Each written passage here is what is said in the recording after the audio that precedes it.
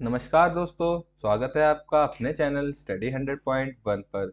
तो आज हम पढ़ने वाले हैं हिंदी व्याकरण का एक नया चैप्टर कारक।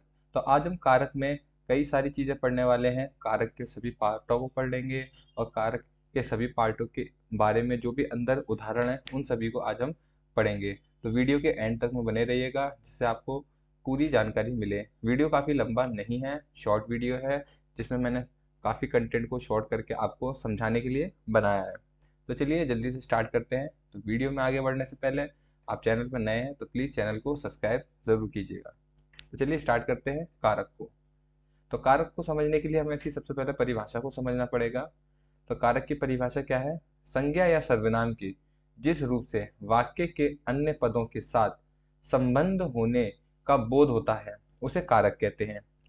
इस बात को समझ आ रही होगी आपको कि संज्ञा या सर्वनाम के जिस रूप से वाक्य के अन्य पदों के साथ संबंध होने का बोध होता है उसे कारक कहते हैं। उदाहरण के तौर पर राम ने बच्चों को किताब से पढ़ाया। ठीक है। अब संज्ञा या सर्वनाम की, ठीक है, इसमें एक बात है संज्ञा या सर्वनाम की। तो इसमें संज्ञा क्या है हमें देखने को मिलती है? राम, बच्चे और किताब। ठीक है। एक तरीके से देखा जाए सर्वनाम क्या देखने को मिलता है इसमें? ने। जो ये ने और ये से दिख रहा होगा आपको, यही हमारे कहलाते हैं विभक्ति, कारक चिन्ह और परसर्ग। इन्हीं को क्या कहते हैं हम? विभक्ति, कारक चिन्ह और परसर्ग। ये ने और से है। और भी कई सारे विभक्ति चिन्ह हैं, उनको हम जानेंगे और उनके क्या क्या नाम हैं उन सभी को हम आगे जानने वाले हैं। तो आपको इतना समझ आ गया होगा, संज्ञा सर्वनाम के जिस रूप से वाक्य के अन्य पदों के साथ संबंध को जोड़ा जाता है उसे कारक कहते हैं। अब राम और बच्चों को किसने जोड़ा है? ने जोड़ा है। ठीक है। किसने जोड़ा है? ने शब्द ने जोड़ा है। बच्चों और किताबों को किसने जोड़ा है? को ने जोड़ा है। और किताबों को पढ़ाया गया, उसने किसको जोड़ा है? से। यानी जो वाक्यों को जोड़ दे वे क्या कहलाते हैं? कारक कहलाते हैं। इन्हीं को विभक्ति चिन्ह कहते हैं, कारक चिन्ह कहते हैं और परसर्ग इन्हीं को कहते हैं। एग्जाम के लिए काफी इंपॉर्टेंट बात है, याद रखिएगा। आगे बढ़ते हैं। अब बात करते हैं कारक के भेद। तो कारक कितने प्रकार के होते हैं? कारक 8 प्रकार के होते हैं। जो रेड कलर में आपको दिख रहे हैं ये सब कारक हैं, और जो इन ब्लू ये ब्लैक कलर में दिख रहे हैं वो क्या हैं? सभी कारक के विभक्ति चिन्ह, जिन्हें हम परसर्ग भी कहते हैं। तो इसमें सबसे पहला है कर्ता कारक। कर्ता का क्या चिन्ह होता है? विभक्ति चिन्ह ने। आप इस तरीके से याद कर सकते हैं, बहुत ही सरल तरीका है। कर्ता ने कर्म को करण से, संप्रदान के लिए अपादान से, संबंध का की के रा री रे, अधिकरण में पर, संबोधन हे हरे आ ओ, और इस तरीके के शब्द इसमें देखने को मिलते हैं। तो अब हम इसको एक एक करके समझेंगे कि कर्ता और बाकी सारे जो हमारे कारक चिन्ह हैं उन्हें हम कैसे पढ़ेंगे। ठीक है। तो आपने समझ लिया होगा कर्ता के लिए क्या यूज होता है? ने।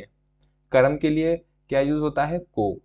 करण के लिए कौन सा विभक्ति चिन्ह यूज होता है? से। ठीक है। अब इस से का मतलब होता है के द्वारा। ठीक है। इस से का मतलब क्या होता है? के द्वारा, यानी किसी के द्वारा किया गया कार्य। आगे हम उदाहरण में अच्छे से जानेंगे, एक एक पार्ट को हम लेकर चलेंगे। अभी आप इसमें समझिए कि क्या होता है। तो करण को हम किससे रिप्रेजेंट करते हैं? से। संप्रदान के लिए हम क्या यूज करते हैं? के लिए। अपादान से। अब करण और अपादान दोनों में विभक्ति चिन्ह एक ही है, लेकिन इनके मतलब अलग अलग हैं। करण में क्या होता है कि उसको कार्य किसी के द्वारा किया जाता है, और अपादान में क्या किया जाता है कि तुलना की जाती है और दो चीजों को अलग किया जाता है। ठीक है। इन सभी को हम आगे उदाहरण में अच्छे से समझने वाले हैं। एक एक कारक चिन्ह को उठाएंगे और एक एक कारक को उठाएंगे, वहां पर हम अच्छे से समझेंगे। ठीक है। अगला है संबंध। संबंध का मतलब तो आप सीधे सीधे समझ रहे होंगे कि कोई भी कारक चिन्ह क्या करता है? किसी भी वाक्य या संज्ञा या सर्वनाम के बीच संबंध स्थापित करेगा। अधिकरण क्या है? मैं और पर। इसके अधिकरण के विभक्ति चिन्ह क्या है? मैं और पर। ये किसी स्थान का बोध कराएगा। ठीक है। और संबोधन क्या है? किसी भी भाव को प्रकट करेगा। ठीक है। संबोधन क्या करता है? किसी भी भाव को प्रकट करता है। तो चलिए आगे बढ़ते हैं और अब हम एक एक कारक चिन्ह के और एक एक कारक को अच्छे से समझेंगे उदाहरण सहित। एक नोट करने वाली बात है, एक वाक्य में एक से अधिक कारक हो सकते हैं। याद रखिएगा, एक वाक्य में एक से अधिक कारक हो सकते हैं। क्लियर? तो सबसे पहला है हमारा कर्ता कारक। ठीक है, सबसे पहला कौन सा है हमारा? कर्ता कारक। अब इसकी डेफिनेशन हम पढ़ लेते हैं। ये क्या है कि जो काम को करने वाला होता है वह क्या कहलाता है? कर्ता कारक कहलाता है। तो इसमें कर्ता में क्या लगा होता है? ने लगा होता है। इसका विभक्ति चिन्ह क्या है? ने लगा होता है। याद रखना, जरूरी नहीं कि हर कर्ता कारक के साथ ने लगा हो। यानी कहने का मतलब ये है कि किसी वाक्य में जरूरी नहीं है यदि वह कर्ता कारक दिया हो और उसमें ने शब्द दिया हो, वहां कभी कभी जरूरी नहीं होता है, लेकिन वो क्या होता है? कर्ता कारक होता है। ठीक है, अब उदाहरण के साथ समझेंगे। तो इसमें क्या लिखा हुआ है? मोहन ने खाना खाया। ठीक है, अब इसमें हमें कारक चिन्ह देखने को मिल जाता है ने। तो ये किसका हो गया? कर्ता कारक का चिन्ह हो गया। तो हम इसे आसानी से बता सकते हैं ये कौन सा कारक है। तो ये कर्ता कारक है। नीचे ही एक अगला उदाहरण दिया हुआ है कि सीता कपड़े धो रही है। ठीक है, क्या कर रही है? सीता कपड़े धो रही है। तो हमने जो डेफिनेशन पढ़ी थी उसमें क्या लिखा था कि जो काम को करने वाला होता है, ठीक है, वही क्या कहलाता है? वहां क्या हो जाता है? कर्ता कारक हो जाता है।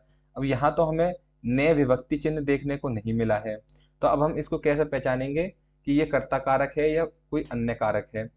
तो यहाँ आप देखिए कि क्या हो रहा है कि कार्य किया जा रहा है, जो कार्य करने वाला होता है। तो यहाँ सीता के द्वारा कार्य किया जा रहा है और वह क्या कर रही है? कपड़े धो रही है।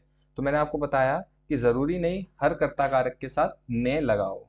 तो आपको क्लियर हो गया होगा अच्छे से, ने लगा होने के पर भी और ना लगा होने पर भी। क्लियर? तो ये था हमारा कर्ता कारक। आगे चलते हैं। फिर है कर्म कारक। कर्म कारक क्या कहता है?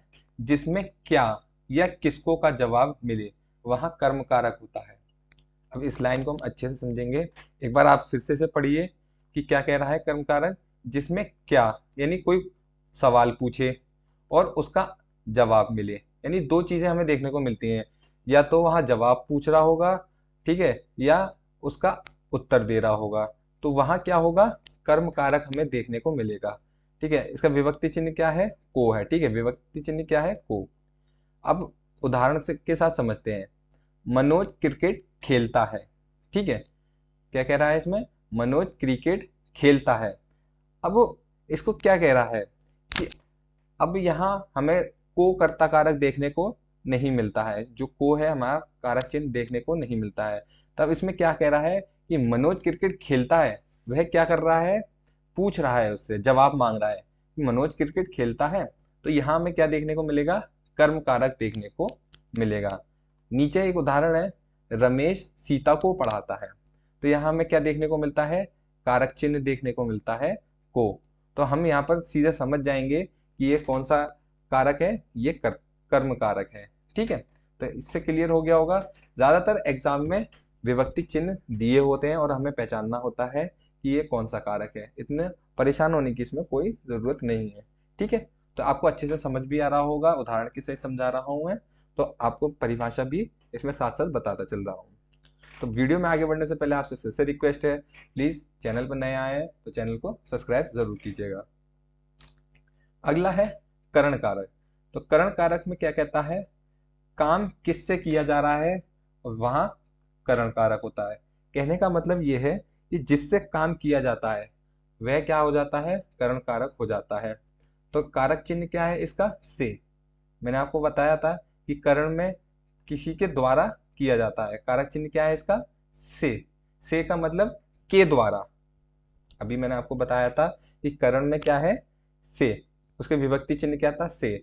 और उसके ब्रैकेट में लिखा हुआ था कि इस से का मतलब क्या है? के द्वारा। तो अब यहाँ समझने वाली बात है, बहुत आसान है, आप अच्छे से समझ जाएंगे। चाकू से सेब को काटा। ठीक है, क्या है? चाकू से सेब को काटा। तो यहाँ किसके द्वारा काटा गया है? यहाँ तो हमें देखने को मिल गया कि ये क्या है? करण कारक है। लेकिन हमने एक और पढ़ा था कि अपादान में भी कौन सा कारक चिन्ह है? से। तो अब हम ये कैसे पहचानेंगे कि ये करण कारक है या अपादान है? तो मैंने आपको बताया कि काम किससे किया जा रहा है। ठीक है, अब जो सेब काटा गया है वह किससे काटा गया है? चाकू से काटा गया है। ठीक है, तो अब किसके द्वारा? ठीक है, किसके द्वारा? तो किसके द्वारा काटा गया है? चाकू के द्वारा। वहीं अपादान में क्या है? अलग करता है, तुलना करता है। यहाँ ऐसा कुछ नहीं है, यहाँ अलग और तुलना नहीं की जा रही है। क्लियर? तो यहाँ किसी के द्वारा कार्य को किया जा रहा है। क्लियर? तो नीचे एक और उदाहरण है, सीता पेन से लिखती है। क्या कर रही है? सीता पेन से लिख रही है। तो किसके द्वारा लिख रही है? यहाँ हमें कारक चिन्ह भी देखने को मिल रहा है और हमें ये भी समझ आ रहा है कि किसके द्वारा कार्य हो रहा है? पेन के द्वारा कार्य हो रहा है। तो यहाँ पर हमें बहुत आसानी से समझ आ गया है कि करण कारक की पहचान क्या है? से और किसी के द्वारा कार्य किया जाता है, वहां का क्या होता है? करण कारक होता है। क्लियर? आपको अच्छे से समझ भी आ गया होगा। तो चलिए आगे बढ़ते हैं। फिर है चौथा, संप्रदान कारक। संप्रदान में क्या होता है कि ये किसी के लिए कार्य किया जाता है। ठीक है, कोई कार्य करने के लिए जाते हैं तो वहां क्या होता है? संप्रदान कारक होता है। इसके लिए कारक चिन्ह क्या है? के लिए। कारक चिन्ह क्या है इसका? के लिए। ठीक है, कारक चिन्ह हमें देखने को मिलता है के लिए। अब उदाहरण से इसको अच्छे से समझेंगे। तो उदाहरण है, राम फल खरीदने के लिए बाजार गया। क्या कह रहा है? राम फल खरीदने के लिए बाजार गया। तो हमें यहाँ विभक्ति चिन्ह देखने को मिल जाता है कि के लिए। ठीक है, अच्छे से समझ आ रहा होगा। यहाँ हमें विभक्ति चिन्ह देखने को क्या मिल रहा है? के लिए। तो यहाँ पर क्या हो जाएगा? संप्रदान कारक यहाँ हो जाएगा। क्लियर? उम्मीद है आपको अच्छे से समझ आ रहा होगा संप्रदान कारक। ठीक है, नीचे एक और उदाहरण देखने को मिल रहा है हमें कि रमेश पढ़ने के लिए स्कूल गया। ठीक है, किसके लिए गया रमेश? पढ़ने के लिए स्कूल गया है। ठीक है, तो यहाँ हमें एक और देखने को मिल जाता है के लिए। ठीक है, तो यहीं से हमें पहचान हो जाती है ये क्या है? संप्रदान कारक है। ठीक है, उम्मीद है आपको ये भी अच्छे से समझ आ गया होगा। तो चलिए आगे बढ़ते हैं नेक्स्ट। अब है अपादान कारक। अपादान कारक क्या है? तुलना करना या अलग करना। इसका विभक्ति चिन्ह क्या है? से। ठीक है, इसका विभक्ति चिन्ह क्या है? से। ठीक है, यहाँ भी हमें से विभक्ति चिन्ह देखने को मिलता है और संप्रदान में भी हमें विभक्ति चिन्ह क्या देखने सॉरी करण में क्या देखने को मिलता था? विभक्ति चिन्ह से देखने को मिलता था। अब इस से का मतलब क्या है? तुलना करना या अलग करना। ठीक है, तुलना करना या अलग करना। अब अलग करना कैसे है इसको समझते हैं। हिमालय से गंगा निकली। ठीक है, यहाँ हमें देखने को मिल गया कि ये क्या है? से। अब हम ये कैसे समझेंगे कि ये अपादान कारक है या करण कारक है? तो अब हमें यहाँ देखना है कि यह तुलना हो रही है या इसको जोड़ा जा रहा है। ठीक है, या किसी के द्वारा कार्य किया जा रहा है। ठीक है, अब हमें देखेंगे कि हिमालय से गंगा निकली। ठीक है, कहाँ से निकली? हिमालय से। ठीक है, तो क्या हिमालय से जो उस वक्त पानी निकला होगा वो 1 घंटे बाद भी क्या वहीं रहा होगा? नहीं ना। तो जो हिमालय पर पानी था वो है नीचे बहकर नदियों में चला गया होगा। तो जो वहां का वाटर है तो क्या हो गया होगा? वह अलग हो रहा है हिमालय से। ठीक है, लगातार अलग होता चला जा रहा है। समझ आ गया होगा। तो यहाँ क्या हो रहा है? अलग हो रहा है। ठीक है, नीचे एक और उदाहरण है, कमान से तीर निकल चुका है। ठीक है, कमान से तीर निकल चुका है। अब यहाँ हमें से कारक चिन्ह देखने को मिल जाता है। अब क्या हो रहा है? कमान और तीर अलग अलग हो गए। ठीक है, जब तीर चल जाता है तो कमान से अलग हो जाता है। तो यहाँ क्या देखने को मिल गया? अलग होना हो। अगला उदाहरण देखिए, बंदूक से गोली चली। ठीक है, बंदूक से गोली चली, जब चलने के बाद बंदूक से गोली अलग हो रही है तो क्या हो रहा है? यहाँ अलग हो रहा है। तो बंदूक से क्या हो गई? गोली अलग हो गई। तो यही है अपादान कारक। तो अब तुलना कैसे करते हैं? मान लीजिए राम सीता से उम्र में बड़ी है। तो यहाँ क्या हो गया? तुलना हो रही है। राम को बताया जा रहा है कि सीता से वह बड़ा है। क्या है? राम सीता से बड़ा बड़ा है या बड़ी है। तो यहाँ क्या हो रहा है? तुलना हो रही है। ठीक है, जैसे कोई व्यक्ति कहता है कि मैं इससे ज्यादा पढ़ा लिखा हूं, मैं इससे ज्यादा पढ़ा लिखा हूं। तो यहाँ इससे का मतलब क्या हो रहा है? तुलना करना। क्लियर? तो ये था अपादान कारक। तो चलिए आगे बढ़ते हैं। अगला है छठा, संबंध कारक। तो संबंध कारक का मतलब है दो संज्ञाओं या दो सर्वनामों का संबंध करना, यानी किसी दो व्यक्ति या किसी वस्तु का संबंध स्थापित करना। उदाहरण के साथ समझते हैं, यह राम की किताब है। ठीक है, कारक चिन्ह आप ऊपर देख रहे होंगे कई सारे हैं, जैसे उसका, उसकी, उसके, हमारा, हमारी और हमारे। ये इस तरीके के हम क्या है? कारक चिन्ह हमें देखने को मिलते हैं। तो चलिए इनको हम कनेक्ट करते हैं। तो उदाहरण में क्या है? यह राम की किताब है। किसकी किताब है? राम की किताब है, तो यहाँ हमें क्या देखने को मिल गया, कारक चिन्ह देखने को मिल जाता है। तो अब क्या बता रहा है, राम का किताब से संबंध बता रहा है। ठीक है, क्या बता रहा है, राम का किताब से संबंध बता रहा है। अगला उदाहरण है, वह उसके पिताजी हैं। ठीक है, वह उसके पिताजी हैं। तो अब जिस व्यक्ति के बारे में बात हो रही है और पिताजी, तो उनके बीच क्या बता रहा है, संबंध को स्थापित कर रहा है। ठीक है, अगला उदाहरण है, तुम मेरे दोस्त हो। ठीक है, तुम मेरे दोस्त हो। तो यहाँ ये मेरे क्या कर रहा है, कारक चिन्ह का इस्तेमाल कर रहा है और इसमें तुम और दोस्त में क्या कर रहा है, संबंध को स्थापित कर रहा है। तो इस प्रकार से हम संबंध कारक को समझते हैं। उम्मीद है आपको ये भी अच्छे से समझ आ गया होगा। तो चलिए आगे बढ़ते हैं अगले पर। सातवां है अधिकरण कारक। तो अधिकरण कारक क्या कहता है, संज्ञा या सर्वनाम की स्थिति को बताए, यानी उसकी स्थिति को बताए, वहां क्या होता है, अधिकरण कारक होता है। यानी जो भी वस्तु है या व्यक्ति है उसकी स्थिति को बताया जाता है, वहां क्या होता है, अधिकरण कारक होता है। ठीक है, तो इसका विभक्ति चिन्ह क्या है, मैं और पर। इसका विभक्ति चिन्ह क्या है, मैं और पर। इसको उदाहरण के साथ समझेंगे हम। राम छत पर बैठा है, तो हमें यहाँ विभक्ति चिन्ह देखने को मिल जाता है पर। तो राम कहाँ पर बैठा है, छत पर। तो राम की स्थिति कहाँ बताई जा रही है, छत पर। तो यहाँ क्या देखने को मिल जाएगा हमें, अधिकरण कारक। फिर है नीचे, सीता घर में बैठी है। तो वह सीता कहाँ बैठी है, घर में बैठी है। यहाँ हमें विभक्ति चिन्ह क्या देखने को मिल जाता है, में। ठीक है, कारक चिन्ह क्या देखने को मिलता है, में। और सीता का स्थान कहाँ बताया जा रहा है, घर के अंदर। सीता कहाँ बैठी है, घर के अंदर। तो ये है अधिकरण कारक। अधिकरण कारक क्या होता है, किसी भी संज्ञा या सर्वनाम की स्थिति को बताना। ठीक है, अगला है और आखिरी, संबोधन कारक। संबोधन कारक का क्या मतलब होता है, व्यक्ति के भावों को प्रकट करना। ठीक है, क्या है, व्यक्ति के भावों को प्रकट करना। इसके विभक्ति चिन्ह हे, हरे, आ, ओ, आहा और वाह। ठीक है, ये इसके विभक्ति चिन्ह है। तो चलिए इन्हें उदाहरण के साथ समझते हैं। हाय मेरी तो मती मारी गई। ठीक है, यदि किसी व्यक्ति को कुछ नुकसान होता है या कुछ भी उसके साथ घटना घटित होती है तो वह क्या कहता है, हाय यहाँ तो मेरी मती मारी गई। तो यह क्या बता रहा है, हाय ये विभक्ति चिन्ह या कारक चिन्ह उसके भावों को प्रकट कर रहा है। अगला है, वाह तेरे तो मजे आ गए।